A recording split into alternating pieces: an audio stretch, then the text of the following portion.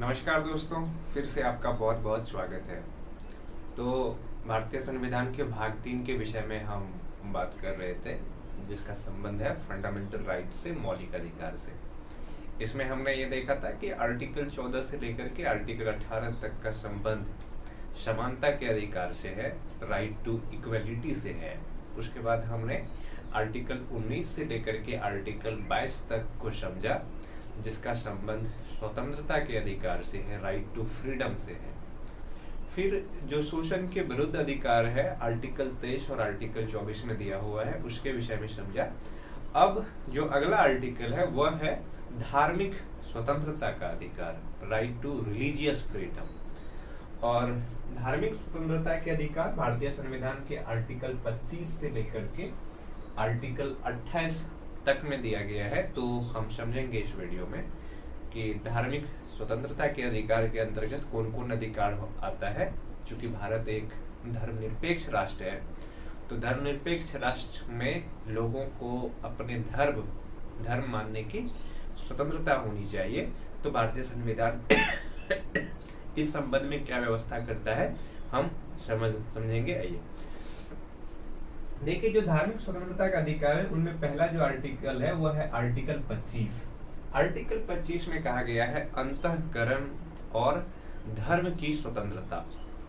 अंतःकरण का मतलब होता है कि हम अपने मन में ईश्वर को किस रूप में मानते हैं, ईश्वर के प्रति आस्था रखते हैं तो किस रूप में मानते हैं।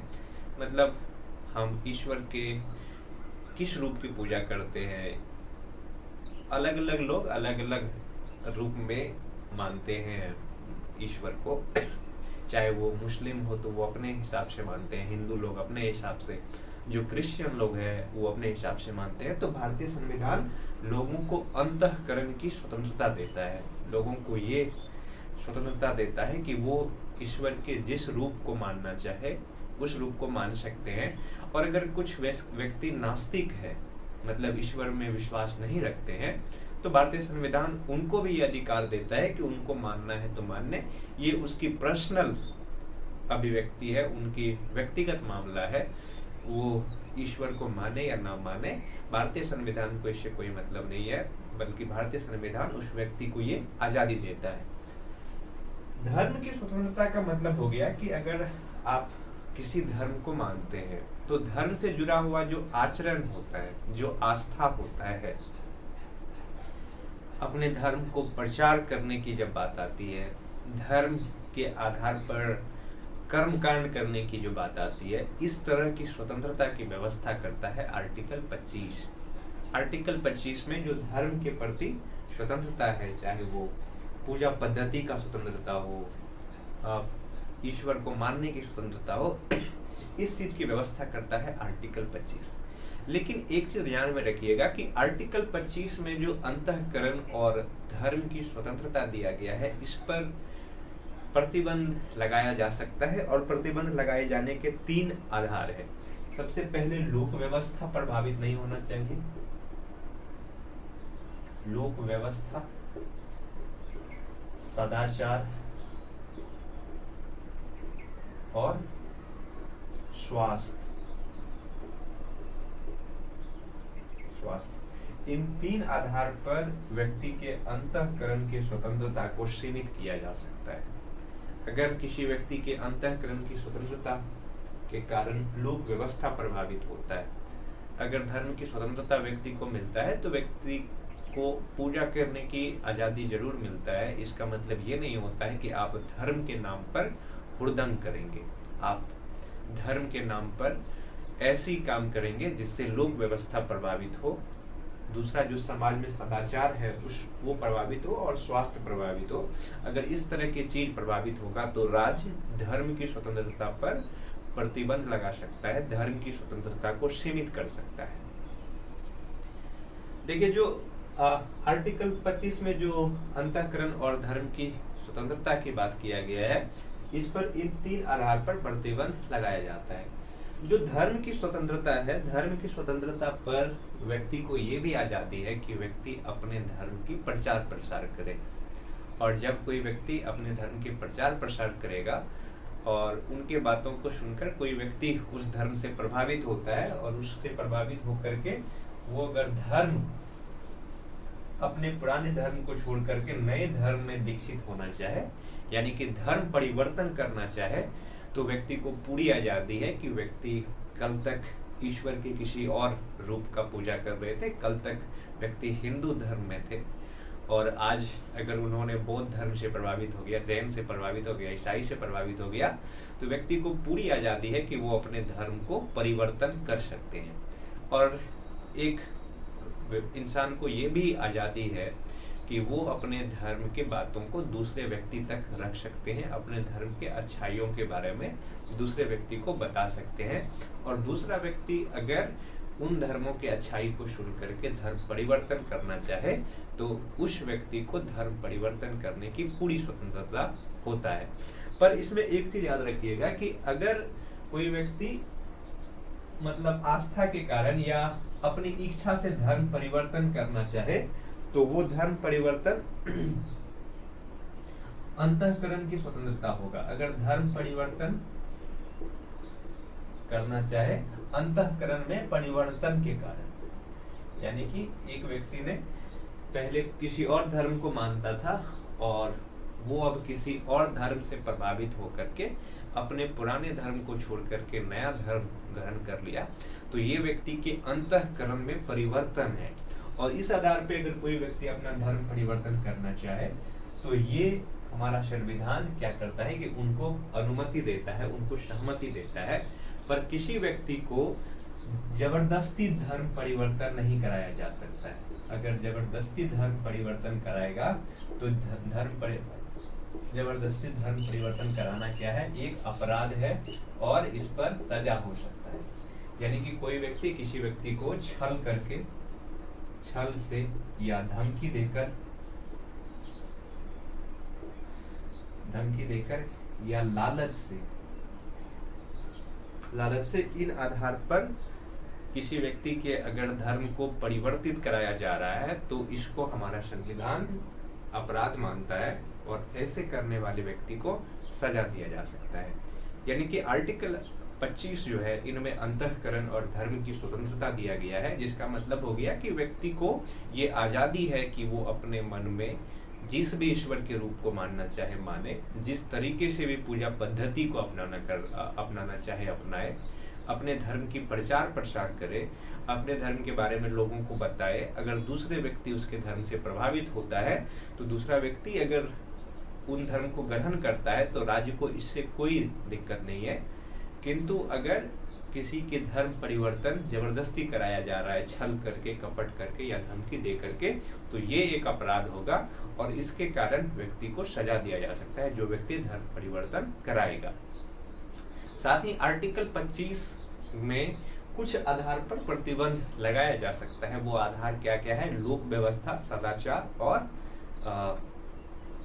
सदाचार और स्वास्थ्य। इन 3 आधार पर आर्टिकल 25 में जो धार्मिक स्वतंत्रता का अधिकार दिया गया है उस पर प्रतिबंध लगाया जा सकता है।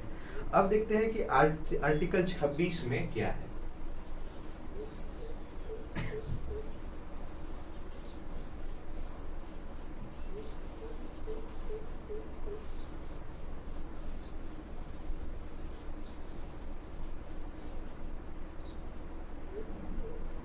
आर्टिकल 26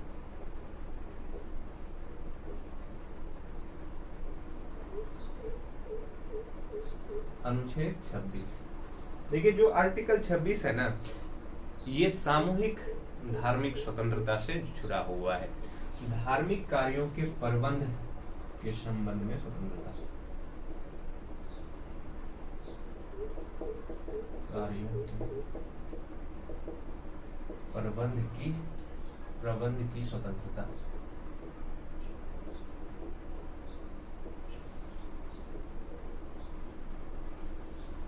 जो आर्टिकल 25 है, आर्टिकल 25 में धार्मिक कार्यों की प्रबंध की स्वतंत्रता दिया गया है।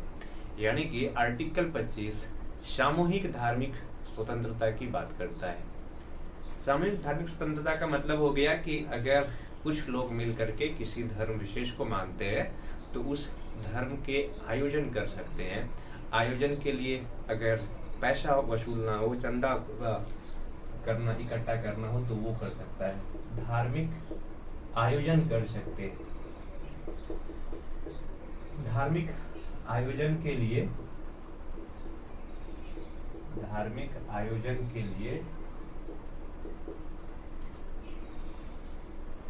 जो प्रबंध है, आर्थिक प्रबंध, ये सब चीजें कर सकता है। साथ में नए धर्म की संस्था, धार्मिक संस्था का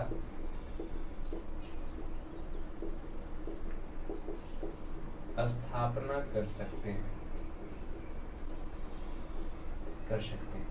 यानी कि आर्टिकल 26 जो अनुच्छेद 26 है, ये सामूहिक धार्मिक स्वतंत्रता की बात करता है। मतलब एक ही धर्म को बहुत सारे लोग हैं, तो वो किस तरीके से अपने धर्म की प्रचार प्रसार करना चाहे या धार्मिक आयोजन करना चाहे, इसका संबंध आर्टिकल 26 से है।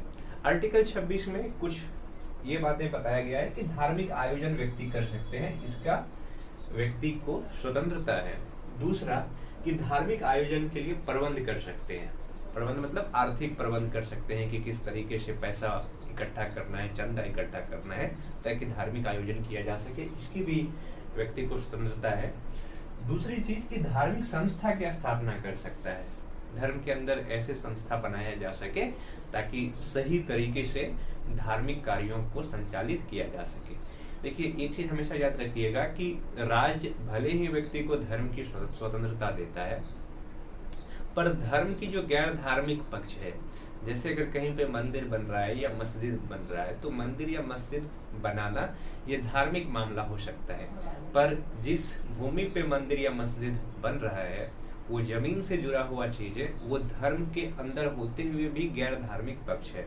तो राज्य इस चीज की जांच बिल्कुल कर सकता है कि वो जमीन या जगह विवादित तो नहीं है या फिर सही तरीके से व्यक्ति ने या संस्था ने ग्रहण किया है या नहीं किया है, इस चीज की जांच कर सकता है। तो आर्टिकल 26 में सामूहिक धार्मिक स्वतंत्रता की बात करता है। साथ ही इसमें ये इस तरह की बात किया गया है कि किस तरीके से धार्मिक आयोजन किया जाए और उस धार्मिक आयोजन का प्रबंध किस तरीके से किया जाए। अब समझते हैं आर्टिकल 27 के बारे में कि आर्टिकल 27 में क्या कहा गया है।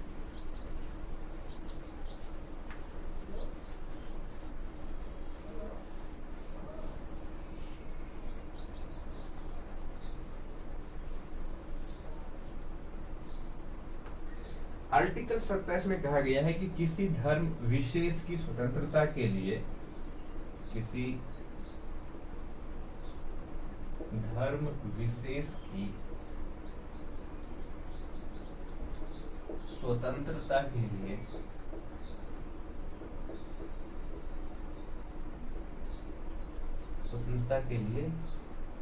किसी धर्म विशेष की उन्नति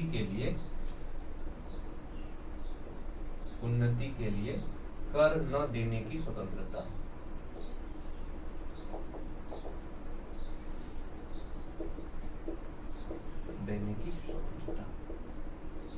यानी कि आर्टिकल 27 व्यक्ति को ये आजादी देता है कि व्यक्ति से धर्म के नाम पर टैक्स वसूला नहीं जाएगा।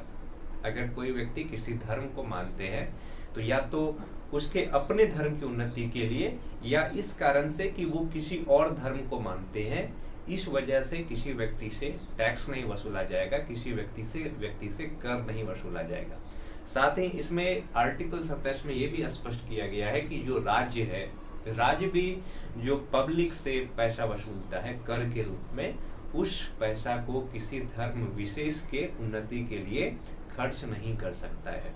यानी कि न तो किसी व्यक्ति से टैक्स धर्म के नाम पर वसूला जा सकता है और न ही राज्य जो आम लोगों से टैक्स के पैसा लेते हैं, उस पैसा का उपयोग किसी धर्म विशेष की उन्नति के लिए किया जा सकता है। आर्टिकल 27 जो है ये धर्मनिरपेक्षता के आर्थिक पहलू को दर्शाता है। धर्मनिरपेक्षता के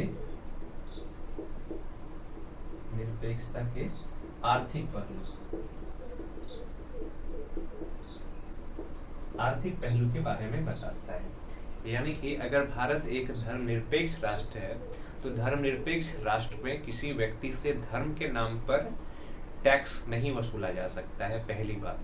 दूसरी बात, चूंकि भारत एक धर्मनिरपेक्ष राष्ट्र है, राष्ट्र का अपना कोई धर्म नहीं है, तो राज्य की ये कर्तव्य बनता है कि वो किसी धर्म विशेष के उन्नति के लिए आम लोगों से जो पैसा वसूला गया है टैक्स के रूप में, उसका खर्च किसी धर्म विशेष की उन्नति के लिए ना करे। देखिए, जो भारतीय समाज रहा है या भारत में हम अगर देखें तो भारत में खास करके जो मध्यकाल का समय था, मध्यकाल में धर्म के नाम पर टैक्स लगाया जाता था। जो मुस्लिम लोग थे, मुस्लिम लोगों से धर्म के नाम पर ज़कात टैक्स वसूला जाता था, और जो गैर मुस्लिम लोग आबादी थे, जनता थे, उससे धर्म के नाम पे जजिया टैक्स लगाया जाता था। पर उन सब चीज़ों को हमारे संविधान ने मना किया है। उन सब चीज़ों को छोड़ करके हमारा संविधान, चूंकि धर्मनिरपेक्ष राष्ट्र है भारत, तो हमारे संविधान में, हमारे देश में इस चीज़ की व्यवस्था किया गया है कि धर्म के नाम पे किसी भी व्यक्ति से टैक्स नहीं वसूला जा सकता है, चाहे उस टैक्स का पैसा उस धर्म के उन्नति के लिए ही क्यों नहीं हो। इस आधार पर भी राज्य किसी व्यक्ति से टैक्स वसूल नहीं सकता है, और राज्य को भी ये आज़ादी नहीं है कि वो आम लोगों से जो टैक्स का पैसा वसूल लेते हैं, टैक्स का पैसा जो आम लोगों से एकत्रित करते हैं, उस पैसा का उपयोग किसी धर्म की उन्नति के लिए खर्च करें। पर एक चीज जरूर ध्यान में रखिएगा कि राज्य की ये दायित्व होता है कि अगर कहीं पे सामूहिक धार्मिक आयोजन हो रहा है, तो जो धर्म की गैर धार्मिक पक्ष है उन पर राज्य पैसा खर्च कर सकता है। जैसे कि अगर कहीं पे कुंभ का आयोजन होता है भारत में, तो कुंभ मेला का आयोजन होना एक धार्मिक पक्ष जरूर है, पर वहाँ पे किस तरीके से व्यवस्था बनाया जा सके ताकि लोगों को असुविधा नहीं हो, इस पर राज्य पैसा खर्च कर सकता है। तो इसका मतलब ये नहीं होगा कि ये धार्मिक कार्यों के लिए पैसा खर्च हो रहा है, बल्कि ये धर्म से जुड़ा हुआ लोक व्यवस्था की बात हो जाती है, स्वास्थ्य की बात हो जाती है, और आम लोगों की सुरक्षा और आम लोगों की सुविधा की बात हो जाती है। तो यहाँ पर राज्य धर्म के नाम पर या धर्म के आधार पर धार्मिक आयोजन के लिए पैसा खर्च कर सकते हैं। इसको आर्टिकल 27 से अलग रखा गया है। देखिए, जो आर्टिकल 27 है, इसमें केवल और केवल टैक्स की बात किया गया है, कर की बात किया गया है, फी की बात नहीं किया गया है। अगर कोई धार्मिक स्थल है और उस धार्मिक स्थल को उन्नति के लिए या उस धार्मिक स्थल को बनाए रखने के लिए, उत्थान के लिए, अगर उसमें प्रवेश के लिए कुछ शुल्क लगाया जाता है, मान लीजिए कि अगर कोई मंदिर है कहीं पे और इस मंदिर में प्रवेश के लिए कुछ शुल्क लगाया जाता है, फी लगाया जाता है, तो ये फी आर्टिकल 27 के अंतर्गत धार्मिक स्वतंत्रता के अधिकार के अंदर नहीं आएगा, क्योंकि फी लगाने से हो सकता है कि वो जो मंदिर है या वो संस्था है उसका उन्नति हो, ताकि वो लोगों को बेहतर सुविधा दे सके। तो फी लगाया जा सकता है, पर कहीं भी टैक्स नहीं लगाया जा सकता है। टैक्स और फी दो अलग चीज है। अब आर्टिकल 28 को समझते हैं।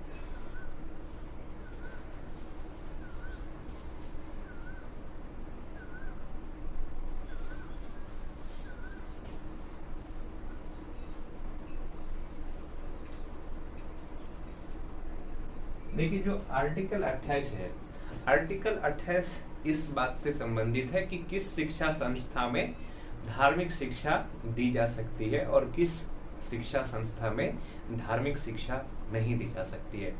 सबसे पहली बात होती है कि ऐसी शिक्षा संस्था जो पूर्णतः राज्य द्वारा संचालित होता है, पूर्णतः राज्य द्वारा संचालित शिक्षा संस्था।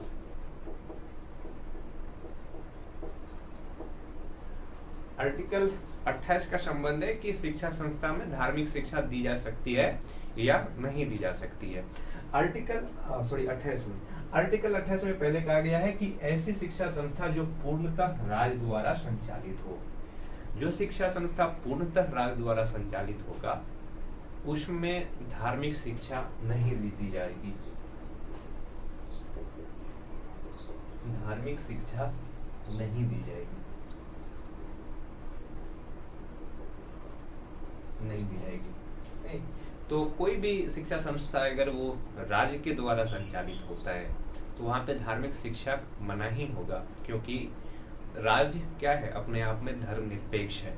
और जब राज्य स्वयं धर्मनिरपेक्ष है तो धर्मनिरपेक्ष राज्य के द्वारा संचालित शिक्षा संस्था में धार्मिक शिक्षा नहीं दी जाएगी, वहाँ पे धार्मिक शिक्षा मना ही होगा।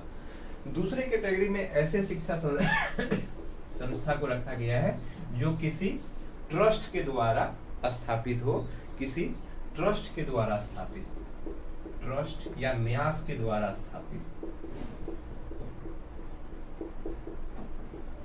न्यास के द्वारा स्थापित।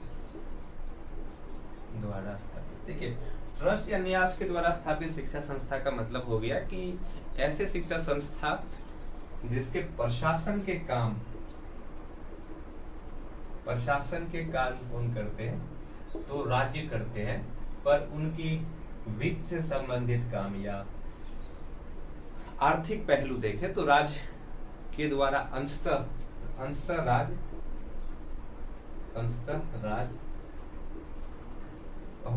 उसमें शामिल होते हैं, या वित्त के मामले जब होते हैं तो पूर्णतः किसी धार्मिक संस्था के द्वारा दिया जाता है। धार्मिक संस्था, जब पैसा की बात आती है, वित्त की बात आती है, तो पूर्णतः धार्मिक संस्था उनके लिए आयोजन करते हैं या धार्मिक संस्था वित्त इकट्ठा करते हैं।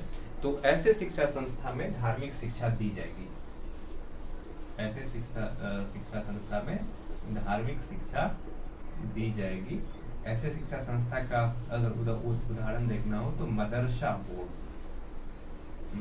बोर्ड इसी तरह की शिक्षा संस्था है जो न्यास के द्वारा स्थापित किया गया है।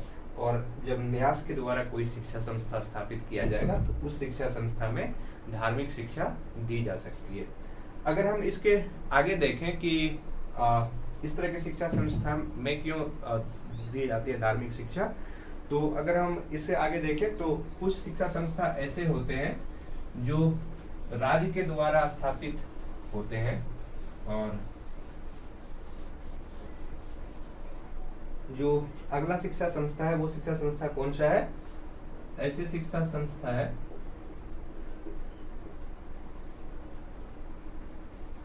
जो मतलब राज्य के द्वारा तो स्थापित या संचालित नहीं होता है, राज्य के द्वारा मान्यता प्राप्त शिक्षा संस्था, राज्य के द्वारा मान्यता प्राप्त शिक्षा संस्था। जिस शिक्षा संस्था को राज्य के द्वारा मान्यता प्राप्त होगा उस शिक्षा संस्था में धार्मिक शिक्षा दी भी जा सकती है, नहीं भी दी जा सकती है। पर जब भी धार्मिक शिक्षा दिया जाएगा तो जिस बच्चे को धार्मिक शिक्षा दिया जाएगा, जिस विद्यार्थी को धार्मिक शिक्षा दिया जाएगा, पहले उससे सहमति लेगा, या अगर बच्चे वयस्क नहीं है तो उनके माता पिता या उनके जो अभिभावक है उससे सहमति लेगा, उसके बाद ही शिक्षा दी जा सकती है। तो आर्टिकल 25 से लेकर के जो आर्टिकल 28 तक है, इसका संबंध धार्मिक शिक्षा से है, धार्मिक स्वतंत्रता के अधिकार से है।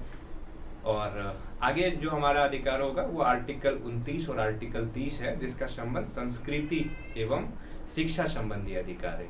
तो इस वीडियो में इतना ही, धन्यवाद।